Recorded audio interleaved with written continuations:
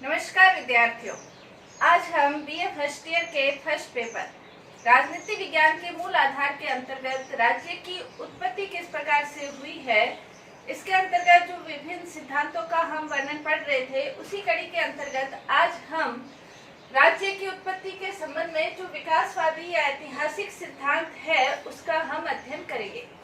राज्य की उत्पत्ति कैसे हुई है, इसके बारे में विभिन्न प्रकार के विद्वान विभिन्न मत देते हैं। जैसे कुछ विद्वानों का ये मानना है कि राज्य की उत्पत्ति दैवी सिद्धांत के आधार पर हुई है, यानी कि ईश्वर ने राज्य की उत्पत्ति की है।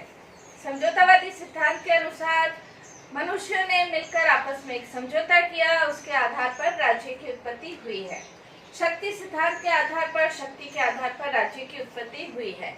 लेकिन जो ऐतिहासिक सिद्धांत या विकासवादी सिद्धांत के समर्थक विद्वान हैं, वो ये मानते हैं कि राज्य किसी एक निश्चित समय पर अस्तित्व में आ गया हो, ऐसा नहीं है कि एक दिन समझौता कर लिया राज्य अस्तित्व में आ गया हो, या ईश्वर ने एक दिन राज्य की उत्पत्ति कर दी हो।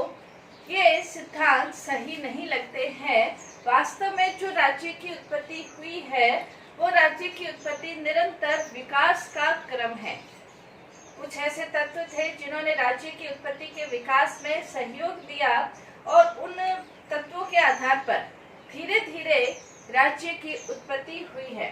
जैसे डॉक्टर गार्डनर ने ये कहा है कि राज्य न तो ईश्वर की कृति है, न समझौते का परिणाम है, न परिवार का विकसित रूप है, बल्कि राज्य क्रमिक विकास के द्वारा उदित एक ऐतिहासिक परिणाम है, यानी कि राज्य की उत्पत्ति धीरे धीरे हुई है। इसी प्रकार एक प्रमुख समाजशास्त्री सैमलर थे, उन्होंने भी ये कहा है कि राज्य की उत्पत्ति जो है वो अचानक से हुई हो, ऐसा नहीं है, बल्कि राज्य की उत्पत्ति के बारे में हम ये नहीं कह सकते हैं कि अमुक समय पर अमुक निश्चित तिथि के आधार पर राज्य की उत्पत्ति हुई है। ये उसी प्रकार असंभव है जैसे ये कहना कि नैतिक जो नियम है वो कब कानून के रूप में परिवर्तित हुए, और जो बालक है वो कब युवा हुआ, युवा कब प्रौढ़ हुआ। ये उसी प्रकार असंभव है ये कहना कि ये राज्य की उत्पत्ति इस निश्चित समय पर हुई है। तो ये विद्वान ये मानते हैं कि समय समय पर अनेक जो प्रवृत्तियां हैं, उन प्रवृत्तियों के आधार पर क्रमिक रूप से धीरे धीरे राज्य अस्तित्व में आया है, जिसमें अनेक प्रकार की जो प्रवृत्तियां हैं उन्होंने सहयोग दिया है। सबसे पहले राज्य की उत्पत्ति में जो हम प्रवृत्ति देखते हैं वो है मूल सामाजिक प्रवृत्ति। मूल सामाजिक प्रवृत्ति का तात्पर्य ये है कि ये विद्वान ये मानते हैं कि व्यक्ति के अंतर्गत समाज में रहने की एक भावना है। व्यक्ति अकेला अपना जीवन व्यतीत नहीं कर सकता, अकेले में वो अपनी पूर्णता का एहसास नहीं कर सकता। अगर कोई व्यक्ति ऐसा है, जैसे अरस्तु ने ये कहा है कि यदि कोई व्यक्ति ऐसा है जो अपने आप में पूर्ण है और उसे समाज की आवश्यकता नहीं है, तो वो या तो दानव है या देवता है।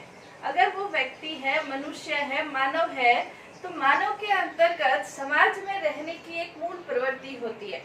व्यक्ति समाज में विभिन्न प्रकार के व्यक्तियों के साथ मिलकर रहता है, और जब वो व्यक्तियों के साथ मिलकर रहता है तो वो सामाजिक जीवन आराम से चले, सामाजिक जीवन व्यतीत हो, तो उसके लिए उसे कुछ नियमों के अंतर्गत रहना भी स्वीकार होता है, क्योंकि वो नियम, वो कानून, वो कायदे उसके स्वयं के लिए फायदेमंद होते हैं।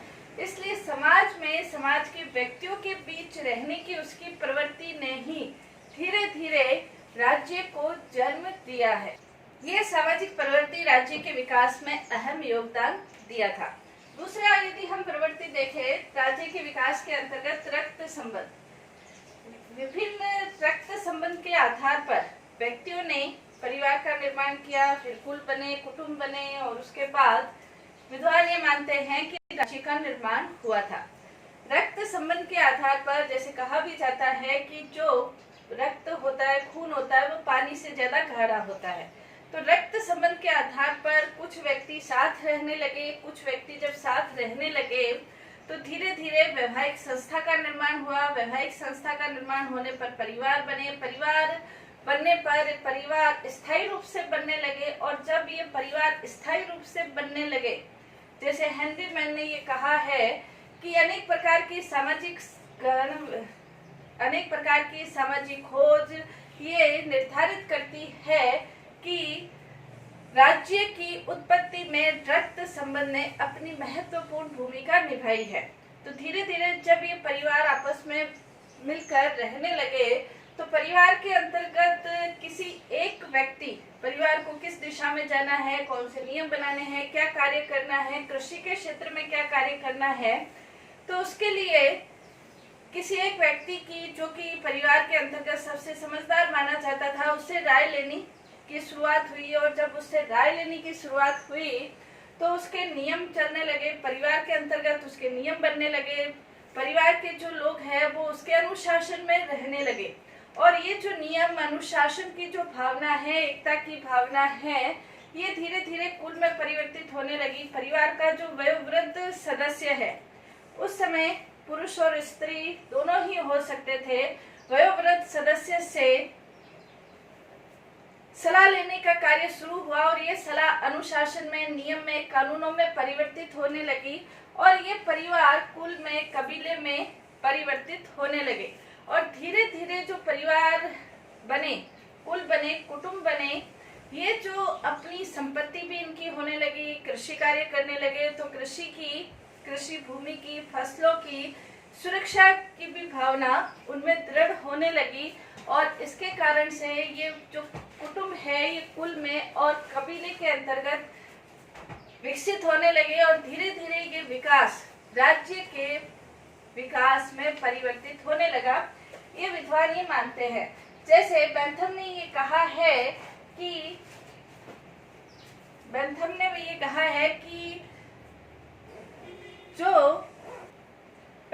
मैकाइवर ने ये कहा है कि रक्त संबंध ने समाज को जन्म दिया और समाज ने धीरे धीरे राज्य को जन्म दिया है। और ये जो समाज है, इन्होंने अपने खुद के प्रशासनिक, नैतिक और सामाजिक नियमों का संचालन करते हुए धीरे धीरे ये राज्य के रूप में परिवर्तित होने लगे। नेक्स्ट जो तत्व है, धार्मिक तत्व। कई विद्वान ये मानते हैं कि रक्त संबंध और धार्मिक तत्व दोनों ही एक ही वस्तु के रूप है, यानी कि रक्त संबंध, जहाँ परिवार के अंतर्गत रक्त संबंध के आधार पर जो परिवार एकजुट हुए हैं, उनके जो धार्मिक नियम हैं, कानून हैं, कायदे हैं, वो भी लगभग एक जैसे ही होते हैं। तो धर्म, समान और रक्त का प्रतीक, ये मिलकर दोनों ने राज्य की उत्पत्ति में अपना महत्वपूर्ण योगदान दिया। जैसे प्राचीन काल के अंतर्गत विद्वान ये मानते हैं कि जैसे परिवार के अंतर्गत परिवार बने, रक्त संबंध के आधार पर परिवार बने, अनुशासन हुआ, कानून कायदे हुए, तो उसके अंतर्गत तो उस समय ये माना जाता था कि शरीर का विनाश होता है, आत्मा का विनाश नहीं होता है। और जब शरीर का विनाश हो गया, आत्मा के रूप में वो जो सदस्य है वो जीवित है।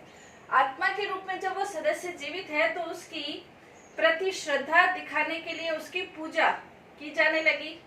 यानी कि अपने ही परिवार के किसी ऐसे सदस्य की पूजा, उसके प्रति आस्था की ये परंपराएं शुरू हुई। और ये जो सदस्य थे, जो अपने ही परिवार के थे, इनको कुल देवता के रूप में पूजा जाने लगा। तो एक ही परिवार से संबंधित व्यक्ति धार्मिक कार्यों में भी एकता प्रदर्शित करने लगे।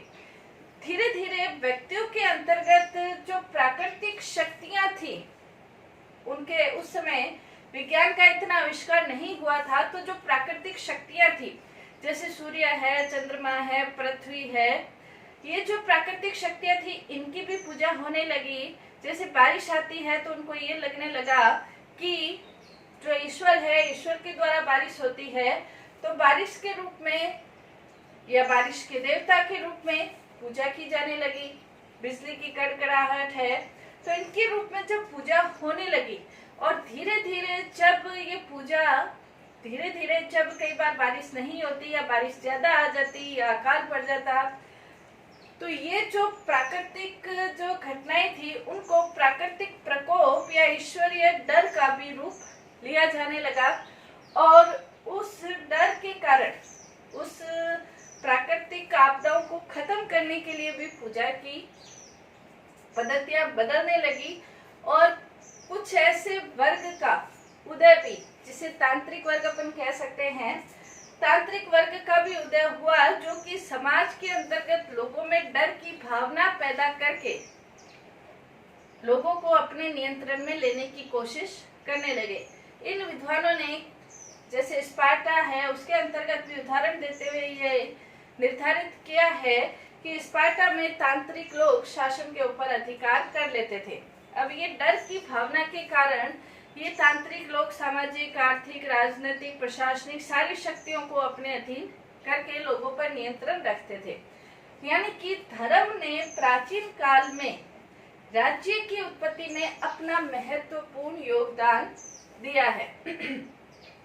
प्राचीन काल के अंतर्गत यदि आज की दृष्टि से भी देखें तो राजनीति के ऊपर धर्म का महत्वपूर्ण योगदान आज भी है, तो प्राचीन काल में धर्म का योगदान रहा होगा ये हम आसानी से कह सकते हैं, क्योंकि आज भी हम देखते हैं सऊदी अरब है, इराक है, पाकिस्तान है, कई देशों की राज व्यवस्थाओं में धर्म का महत्वपूर्ण योगदान है। तो प्राचीन काल में भी धर्म ने राज्य के विकास में अपनी महत्वपूर्ण भूमिका निभाई है, ये विद्वान कहते हैं।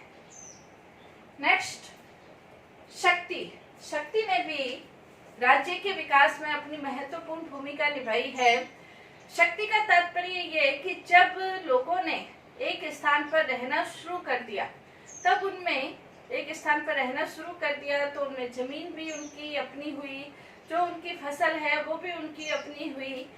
उनमें ये भावना जागृत हुई कि ये तो मेरी ही है, लेकिन दूसरे की जमीन, दूसरे की फसल, उसके कृषि कार्य, उसके आर्थिक संसाधन हड़पने की प्रवृत्ति भी कुछ लोगों में जागृत हुई। एक तरफ हड़पने की प्रवृत्ति, दूसरी तरफ सुरक्षा की प्रवृत्ति, ये दोनों प्रवृत्तियां जागृत हुई। इसलिए कुछ विद्वान ये मानते हैं कि युद्ध और शक्ति ने राज्य के जन्म में अपने महत्वपूर्ण योगदान दिया है। सुरक्षा के लिए लोगों ने अपनी सुरक्षा के लिए लोगों ने संगठन बनाए और अपने आप को सुरक्षित करने के लिए किसी व्यक्ति के हाथ में अधिकार दिए, ऐसे व्यक्ति के हाथ में जो कि नेतृत्व करने में सक्षम हो और जो व्यक्तियों को सुरक्षित कर सके और आगे जो आने वाले समय है उसमें भी वो अपना जो जीवन है वो निश्चिंत रूप से जीवन जी सके। इसके लिए नेतृत्व कला का विकास हुआ और नेतृत्व ने फिर राज्य को जन्म दिया। तो एक तरफ तो जो व्यक्ति थे वो गेटल ने ये कहा है सत्ता और कानून को जन्म देने वाले पारिवारिक संगठन ने धीरे धीरे राज्य को जन्म दिया है। नेक्स्ट, इसके अंतर्गत हम कह सकते हैं आर्थिक गतिविधियां जो राज्य का विकास हुआ है। जैसे पहले आखेट अवस्था थी, आखेट अवस्था के अंतर्गत व्यक्ति भ्रमणशील था, व्यक्ति निश्चित रूप से इधर उधर घूमता रहता था, तो राज्य की आवश्यकता इतनी नहीं हुई। और जब कृषि आखेट अवस्था से जब कृषि अवस्था की ओर मानव की अवस्था चली, तो उस कृषि अवस्था में व्यक्तियों ने एक स्थान पर स्थायी रूप से रहना शुरू कर दिया। स्थायी रूप से रहना शुरू कर दिया तो उनको नियमों की, कानून की आवश्यकता हुई। कृषि अवस्था के बाद जब व्यक्तियों के अंतर्गत ये जो अवस्था हुई औद्योगिक अवस्था, कृषि अवस्था में भी नियमों की, कानूनों की आवश्यकता पड़ी और नियम और कानूनों की आवश्यकता ने धीरे धीरे राज्यों को जन्म दिया। औद्योगिक वर्तमान समय की अवस्था के अंतर्गत भी आर्थिक गतिविधियां और ज्यादा जटिल हुई है, तो राज्य की भी और ज्यादा जटिलता हुई। यानी कि आर्थिक सुरक्षा के लिए राज्य की आवश्यकताओं को जन्म दिया गया। इसके अंतर्गत प्लेटो भी ये मानता है कि आर्थिक गतिविधियों ने राज्य को जन्म दिया। जो मार्क्स है वो भी ये मानता है कि राज्य का आधार आर्थिक गतिविधियां रही है। इसी प्रकार मैकआइवर है, गेटल है, ये भी ये मानते हैं कि राज्य के भूमिका में या राज्य के जन्म में आर्थिक गतिविधियों ने अपनी महत्वपूर्ण भूमिका निभाई है। लोग संपत्तिशाली बने तो उनको ये महसूस हुआ कि उनकी संपत्ति की रक्षा की जाए। और संपत्ति की रक्षा ने राज्य की भूमिका को जन्म दिया और इसी के कारण विभिन्न प्रकार के कानून, न्यायालय इत्यादि बने। नेक्स्ट, राज्य की उत्पत्ति में जो महत्वपूर्ण तत्व है वो है राजनीतिक चेतना का विकास। राज्य के निर्माण में अन्य सभी तत्व अपनी भूमिका निभाते हैं, लेकिन इन सभी तत्वों में जो सबसे महत्वपूर्ण तत्व है वो व्यक्ति के अंतर्गत राजनीतिक चेतना का जो विकास हुआ। व्यक्ति स्वयं ये चाहता था कि वो किसी न किसी के नेतृत्व में रहे ताकि राज्य के अंतर्गत जो अव्यवस्था, अन्याय की स्थिति है वो खत्म हो। राज्य के अंतर्गत अन्याय, अव्यवस्था की स्थिति को खत्म करने के लिए एक ऐसी संस्था हो जो इसके लिए उत्तरदायी हो और उसके जो नियम है वो उस राज्य के अंतर्गत रहने वाले सभी व्यक्ति माने, और यदि उन नियमों को कोई नहीं मानता है तो उस संस्था के पास, शक्ति के पास, समूह के पास इतनी ताकत होनी चाहिए अपने नियमों को, कानूनों को मनवाने की कि वो दंड के आधार पर, सजा के आधार पर अपने नियम बनवा सके। ये जो राजनीतिक चेतना का विकास हुआ, क्योंकि इसी के आधार पर राज्य के अंतर्गत शांति और व्यवस्था की स्थापना रह सकती है। तो ये जो राजनीतिक चेतना लोगों में जागृत हुई, पहले जैसे विद्वान ये मानते हैं कि जैसे पहले व्यक्ति सरल थे, जो समाज के नियम है वो सरल थे, सामाजिक, आर्थिक सारे संगठन सरल थे, तो राज्य के नियम कानून भी सरल थे। लेकिन जैसे जैसे जटिलता बढ़ती गई वैसे वैसे राज्य भी जटिल होते गए। तो ये राजनीतिक चेतना जो व्यक्तियों में थी, इसी राजनीतिक चेतना ने ही राज्य के विकास में अपनी महत्वपूर्ण भूमिका निभाई है। यानी कि कहने का तात्पर्य ये कि राज्य किसी एक निश्चित समय, किसी एक निश्चित तिथि या किसी निश्चित व्यक्ति के द्वारा अस्तित्व में नहीं आया, बल्कि राज्य का विकास धीरे धीरे विकास हुआ और उसके अंतर्गत अनेक तत्वों ने अपना महत्वपूर्ण योगदान दिया, जिसके अंतर्गत सामाजिक प्रवृत्ति, राजनीतिक, रक्त संबंध, धर्म, इन सभी तत्वों का मिला जुला रूप राज्य की उत्पत्ति में अपनी महत्वपूर्ण भूमिका निभाता है। धन्यवाद।